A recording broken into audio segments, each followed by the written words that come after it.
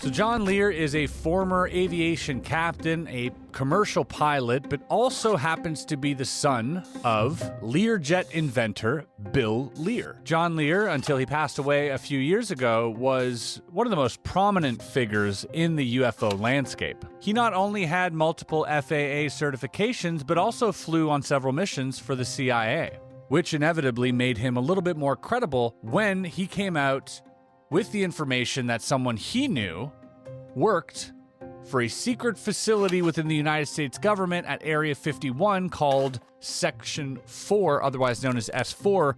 Yes, folks, he introduced the world to Bob Lazar. He met with George Knapp and set up the most famous interview in ufology, I believe, to date. Well, there's several, actually 9 flying saucers, flying discs, that are out there of extraterrestrial origin.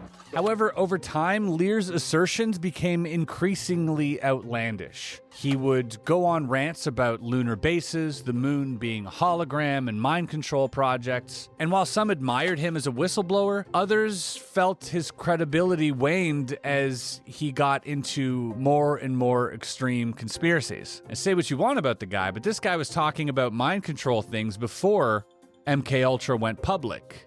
He was also talking about underground military bases where they were reverse engineering alien craft before we even heard of Area 51. Now, there is an entire other side to this, is that he potentially could be a psyop, meaning that the government used him in an active disinformation campaign, which would not be unheard of. And in fact, John Lear admits to this. He says that there is a potential that they fed him false information, and that would muddy up the actual correct information that he was able to leak out. And that's the way a lot of these disinformation campaigns function, is that they will put out a vast majority of truth and insert only 1 or 2 fibs. But these fibs sounding so extreme and bizarre in nature that it makes you literally throw the baby out with the bathwater and say, well, I guess they're lying about everything.